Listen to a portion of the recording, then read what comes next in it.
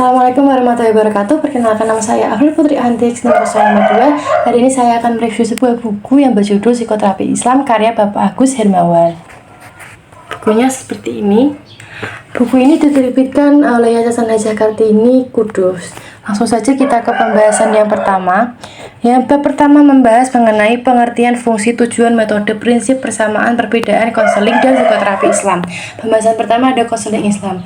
Konseling Islam adalah proses yang melibatkan hubungan antar pribadi dengan seorang terapis yang satu atau lebih klien, di mana terapis membantu klien untuk menyelesaikan masalahnya.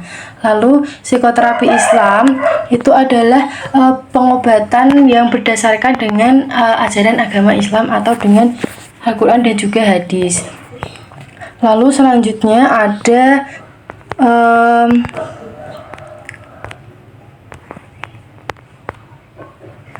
persamaan dan perbedaan konseling dengan psikoterapi. Nah, persamaan konseling yaitu dan juga psikoterapi yaitu untuk membantu klien dalam menyelesaikan masalahnya. Nah, kalau perbedaannya itu ada, kalau konseling itu berpusat pada masa kini dan juga masa yang akan datang, sedangkan psikoterapi Islam itu berpusat pada masa lalu dan juga masa kini. Lalu individu itu di konseling tidak dianggap sakit mental, sedangkan di psikoterapi itu dianggap sakit mental.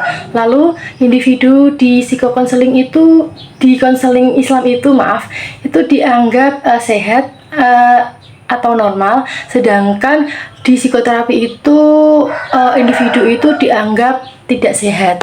Nah, selanjutnya yaitu bab 2 yang menjelaskan tentang hakikat manusia dalam pandangan Islam dan kebutuhan manusia kepada terapi konseling.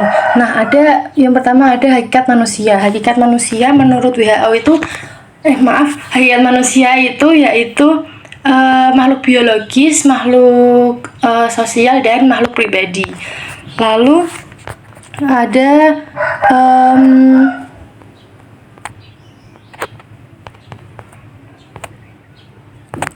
yang poin kedua ada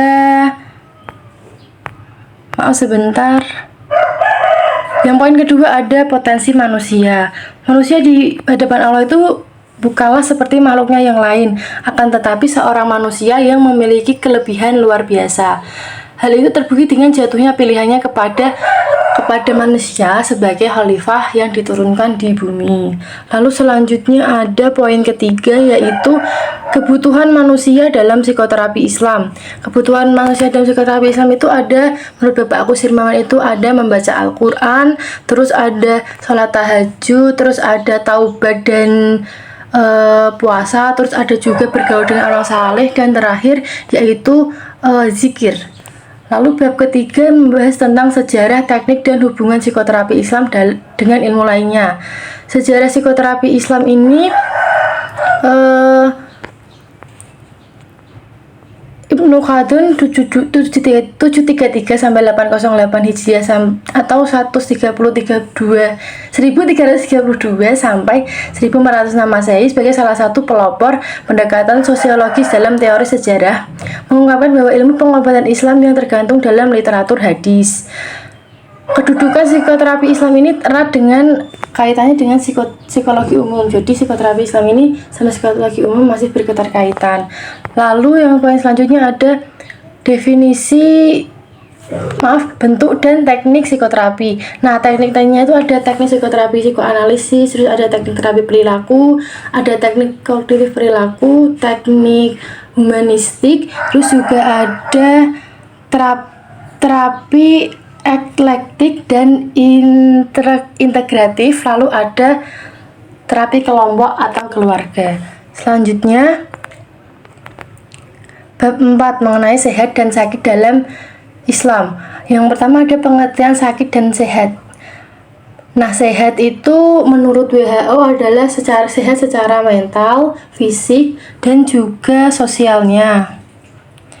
Lah, sedangkan sakit itu adalah kebalikannya, yaitu tidak sehat secara mental, fisik, dan sosialnya, karena mental itu sangat berpengaruh kepada fisik dan juga sosialnya. Selanjutnya ada kesehatan jiwa dalam Islam.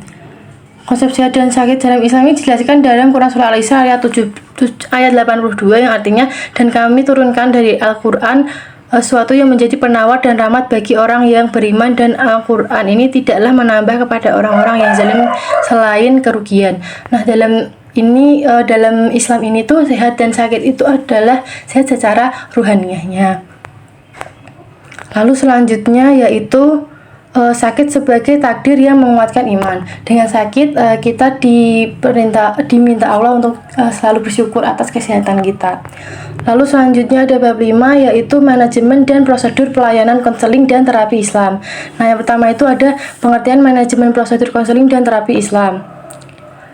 Ini tuh adalah rangkaian tata urutan kegiatan yang dilakukan konselor atau terapis dalam melaksanakan layanan konseling atau terapi untuk membantu klien mengatasi masalahnya ini atau terataskan dari permasalahannya. Nah, tahap-tahap psikoterapi Islam itu ada wawancara, ada terapi, terus ada tindakan, dan juga ada mengakhiri dari terapi tersebut. Nah, selanjutnya ada model-model psikoterapi dalam Al-Quran dan Sunnah Rasul.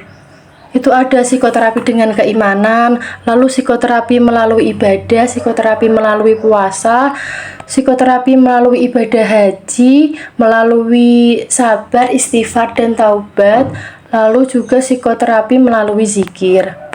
Segitu saja pembahasan materi kali ini. Terima kasih. Wassalamualaikum warahmatullahi wabarakatuh.